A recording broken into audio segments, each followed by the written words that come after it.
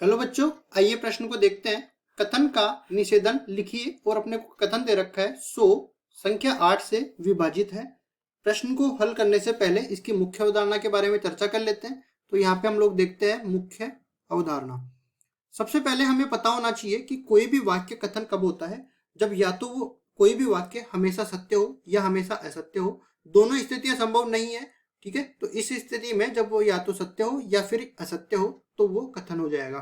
फिर हम लोग निषेधन की बात करते हैं। मान लो कोई कथन है, उसको हमने एस से निरूपित कर दिया, तो उसका जो कथन का निषेधन होगा, कथन का निषेधन, उसको व्यक्त करने के लिए एक चिन्ह का उपयोग करते हैं जिसको इंग्लिश में निगेशन बोलते हैं, क्योंकि निषेधन को इंग्लिश में निगेशन बोलते हैं।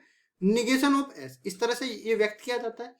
फिर एक चीज और याद रखो कि जब भी निषेधन निकालते हैं तो उस कथन में हम लोग नहीं का जो है भाव व्यक्त कर देते हैं।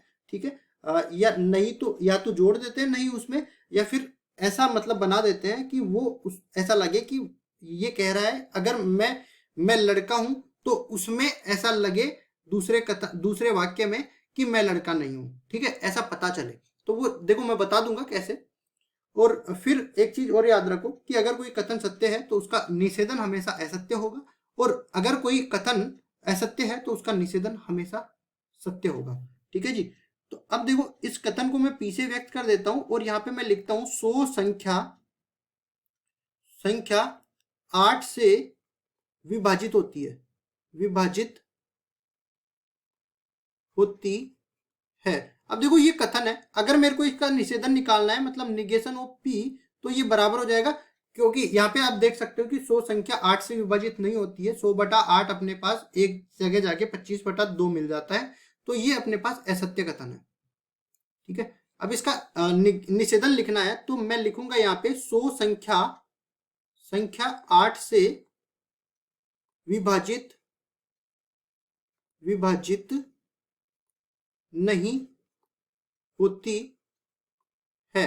तो ये कथन बिल्कुल सत्य है क्योंकि ये निषेधन है इसका। अब देखिए मैंने कहा था कि नहीं का भाव व्यक्त होता है, तो वो भी उसका निषेधन होगा। जैसे मैं बोलूं कि वर्गमूल में 5 एक परिमेय संख्या है, तो इसका निषेधन होता है वर्गमूल में 5 एक परिमेय संख्या नहीं है।